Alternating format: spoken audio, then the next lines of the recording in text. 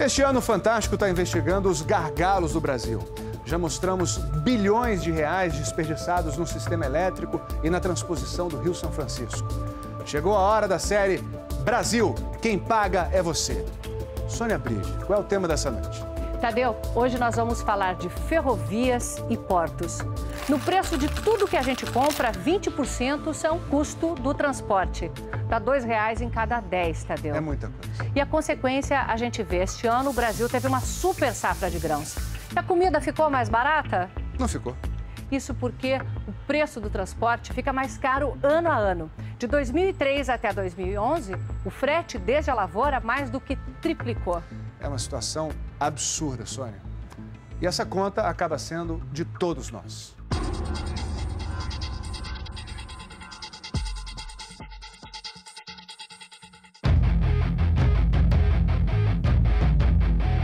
A velocidade que o Brasil precisa ainda não entrou nos trilhos. É preciso uma caminhonete fazendo as vezes de trem para percorrer a ferrovia Norte-Sul no centro do país. Estamos entre Palmas, no Tocantins, e Anápolis, Goiás. 700 quilômetros que ainda não podem ser chamados de ferrovia. O país gastou 5 bilhões e 100 milhões de reais. E depois de 2 décadas, continua esperando pelo trem. Depois da obra toda paga, ficaram tantos problemas acumulados que o Brasil ainda vai precisar gastar 400 milhões de reais. Dinheiro do contribuinte que você paga no seu imposto para finalmente ter um trem circulando nesses trilhos. Além disso, o sonho de ver o Brasil transportando suas cargas de uma maneira mais barata e eficiente vai ficando cada vez mais longe. O Tribunal de Contas da União comprovou que a obra, além de superfaturada, foi mal feita. Sem proteção, os taludes, esses cortes feitos na terra, se desmancham sobre a estrada de ferro. Curvas fechadas demais. Ou o trem reduz a velocidade, ou descarrila. Em muitos pontos, os trilhos simplesmente não foram soldados. São presos por talas que não suportam o peso de trens carregados. Aqui a empreiteira entregou um longo trecho de uma área de manobra sem o leito de brita sob os trilhos. Se um trem passasse aqui, afundaria. E tem mais. Não há um pátio de manobra sequer no caminho. Portanto, não tem lugar para permitir o cruzamento de trens que vão em direção contrária e nem lugar para carregar ou descarregar. São mais de 700 quilômetros desde Palmas, no Tocantins, até aqui, já dentro do perímetro urbano de Anápolis, em Goiás. E aí, faltando apenas 6 quilômetros para chegar ao pátio de manobras e ao fim de linha. Não que esse pátio exista.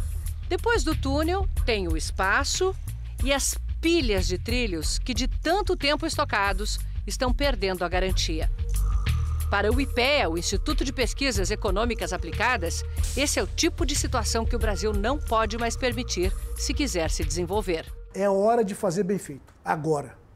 Porque não adianta fazer um projeto vagabundo, começar uma obra e daí a pouco isso dá com os burros na água, né? Ou com os trilhos frouxos, literalmente. Ou com os trilhos frouxos. Ou trilhos moles. Só agora o Ministério dos Transportes constatou que o aço dos trilhos comprados na China não tem a dureza necessária e, por isso, a capacidade de carga deve diminuir. O prejuízo é contabilizado dia a dia pelas empresas do Distrito Industrial de Anápolis. Só desta aqui saem todo mês caminhões que percorrem 300 mil quilômetros fazendo entregas. O transporte hoje para a nossa empresa representa em torno de 30% do custo final do produto. Com a ferrovia, o custo poderia cair, criando as condições para expandir os negócios. Nós vamos crescer, em média, 30% ao ano após a ferrovia estiver funcionando. Para o atual presidente da Valec, a empresa do governo encarregada de construir ferrovias, a obra atrasou e ficou tão mais cara porque foi feita sem um projeto executivo. Não necessariamente aquilo que foi feito a mais significa um dano ou um prejuízo ao erário, mas evidentemente uma falta de planejamento. Tá? Eventualmente você pode ter má-fé e algum desvio na obra que a gente tenta coibir de todo jeito, mas uma falta de planejamento pode dar vazão a isso, sim. Agora a Valec fará os projetos antes de qualquer nova licitação. Mas parece impossível ter chegado até aqui numa obra que começou há 26 anos, ainda no governo Sarney. Eu acho que nenhum presidente terá condições de interromper esta obra. Mas parou. 18 anos. Retomada no segundo mandato do presidente Lula, continuou sendo feita sem projeto. Hoje, o governante toma a decisão de fazer e aí é que a máquina vai preparar aquele projeto para ser executado. Como a sociedade está ansiosa, você acaba comprimindo a preparação do projeto e para começar mais rapidamente a obra. Para o Tribunal de Contas da União, isso é uma porta aberta para a corrupção. Quando a obra já começa assim, com um projeto que se sabe que não é o projeto adequado, já se cria um clima de desorganização, que favorece a pessoas, fraudes, corrupção, que se favorece a tentativas de ganhar indevidamente por meio dos chamados aditivos. O responsável pela obra, o então presidente da Valec, José Francisco das Neves, conhecido como Juquinha, foi preso em julho do ano passado pela Polícia Federal. A investigação mostrou que, à frente da Valec, o patrimônio de Juquinha saltou de R$500 mil para mais de 60 milhões. As escutas telefônicas que o envolviam na corrupção foram anuladas pela Justiça. Juquinha foi solto, mas não inocentado. Ainda responde a processo por desvio de dinheiro das obras da Norte-Sul. O advogado de Juquinha diz que vai provar a inocência dele na Justiça. Bernardo Figueiredo preside a EPL, a empresa de planejamento de logística, criada pelo governo no ano passado para fazer os projetos de infraestrutura antes de as obras começarem.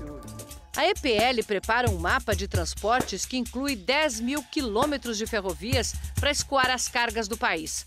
A missão da empresa é inverter essa lógica de desperdícios.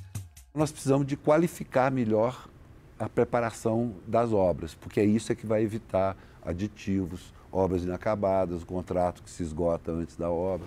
O leito inacabado da Norte-Sul passa nos fundos da empresa de farelo de soja. Vocês já estavam contando que ia chegar quando? Essa promessa já era para 2008 e ainda continua só no Leitos. Nem mesmo os trilhos estão aí. A empresa que fica em Anápolis usa a antiga ferrovia que vai até o Porto de Vitória, no Espírito Santo. Mas para exportar para a Europa, a Norte-Sul baixaria muito os custos. Entre você mandar o produto hoje para Vitória ou mandar para o Porto de São Luís, você teria a economia de 4 mil quilômetros de frete marítimo. É muita coisa. É muita coisa. É um desperdício. É o custo do Brasil. Uma espiadinha no mapa deixa claro. Saindo daqui para embarcar tanto em São Luís quanto em Belém, já estaria a meio caminho da Europa. Ou do Canal do Panamá, de onde seguiria para a China. É a 7ª maior obra de transporte em andamento no mundo. Uma espinha dorsal cortando o Brasil do Pará a Rio Grande do Sul. Mas só há trens no trecho de Palmas, no Tocantins, a Ceilândia, no Maranhão. Lá, a Norte-Sul se encontra com a estrada de ferro Carajás, que chega ao porto do Itaqui, em São Luís, no Maranhão. Outros 2 trechos estão em obras. O resto nem começou. No trecho que vai de Goiás a São Paulo, o TCU descobriu que várias pontes não têm projeto. Estivesse o trem pronto e não haveria engarrafamentos na entrada dos portos. A maioria dos caminhões que está no pátio de espera do Porto de Santos saiu do norte do Mato Grosso. Lá na lavoura, o Brasil é o mais eficiente do mundo. Ninguém produz melhor ou mais barato. E este ano tivemos super safra. Mas depois de 2 mil quilômetros na estrada, o custo do frete já consumiu 30% do preço da soja. E vai ficando impagável com os atrasos. Em Santos você tem que esperar para descer a serra, fica até 5 horas para descer a serra. Quando chega no Ecopátio, fica 2, 3 horas para entrar dentro do Ecopátio. O Ecopátio é um estacionamento onde eles esperam vaga para entrar no porto. Depois que sai do Ecopátio, muitas vezes você pega 3, 4 horas de fila para chegar dentro do porto. Chega dentro do porto, tem engarrafamento também. Todo mundo perde. Nós ganhamos porcentagem, né? Não somos salariados. Nós estamos parados, nós estamos perdendo, nós não ganhamos dinheiro, né? Nós não temos salário fixo. O engarrafamento de caminhões é pior porque a cada vez que chega um trem, a estrada é bloqueada. O viaduto que evitaria isso é obra do PAC, mas não ficou pronto a tempo da safra. A dificuldade não é só fazer a soja chegar até o porto, mas fazer com que ela embarque nos navios. O Brasil não tem berços suficientes, quer dizer, espaço e estrutura para carregar os navios. Um outro engarrafamento, lá na entrada do porto. Um sobrevoo na aproximação do Porto de Santos mostra o tamanho do engarrafamento. Mais de 80 navios ancorados na fila para atracar. Eles vão esperar, em média, uma semana, a um custo de R$60 mil por dia. Essa é uma das razões para que, entre os BRICS, o grupo de países emergentes mais ricos, o Brasil fica em último lugar em qualidade de portos e ferrovias. Se você olha, praticamente todos os portos temos filas. Filas e filas de navio. Dentro das baías, fora das baías. E isso daí alguém paga, nós pagamos. Não há dúvida que nós pagamos. Por causa do atraso no carregamento dos navios, a China cancelou a compra de 2 milhões de toneladas de soja este ano. O recente cancelamento de exportações de soja é uma demonstração clara que o Brasil tem condição de vender, mas não tem condição de entregar nos prazos definidos. Este armazém aqui é o exemplo de como o sistema entra em colapso. Há 3 dias parou de receber soja porque está completo, com 135 mil toneladas de soja. Dá para carregar 2 navios, só que ela não pode carregar porque não tem espaço no porto para os navios atracarem. Vai ter que esperar mais 15 dias para começar a carregar e a receber nova soja. A empresa dona deste armazém divide apenas um leito com outras 3. Assim, só consegue carregar 2 navios por mês. Pelo menos um gargalo começou a ser resolvido. Desde sexta-feira, os serviços públicos como Receita Federal, Vigilância Sanitária e o Ministério da Agricultura estão trabalhando 24 horas por dia nos portos de Santos, Rio e Vitória. Em maio, outros portos passam a operar 24 horas por dia. Só isso deve aumentar a capacidade de embarque e desembarque em 25%, segundo a Secretaria Especial de Portos. Pela primeira vez, o Brasil fez um planejamento a longo prazo, de maneira que nós sabemos o que o Brasil precisa de investimentos até 2030. No ano passado, nós movimentamos mais de 900 milhões de toneladas. Em 2030, deveremos movimentar 2,23 bilhões de toneladas nos nossos portos. Os investimentos previstos são de 58 bilhões de reais, a maioria da iniciativa privada. Na outra ponta da ferrovia Norte-Sul, a soja já chega de trem, apesar de ainda em volume muito pequeno, porque a principal região produtora ainda não tem acesso à ferrovia. Aqui no Porto do Itaqui, no Maranhão, o problema não é a falta de berços. Esse aqui é novinho, ficou pronto em dezembro. Só que não pode ajudar a escoar a super safra, porque não tem armazém para estocar os grãos e nem esteira para carregar os navios. A obra do terminal de grãos ainda está na terraplanagem.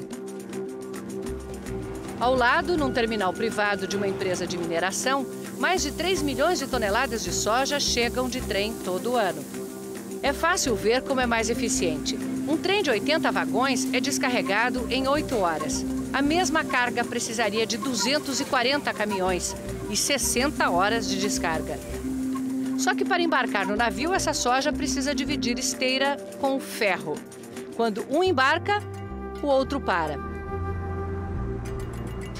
A empresa está construindo um armazém e esteiras para duplicar a capacidade de embarque. A carga de contêineres também enfrenta problemas. No Porto de Santos, muitos navios, depois da espera, saem com espaço vazio nos porões, porque por falta de dragagem, a entrada do porto é rasa demais e não permite carga plena.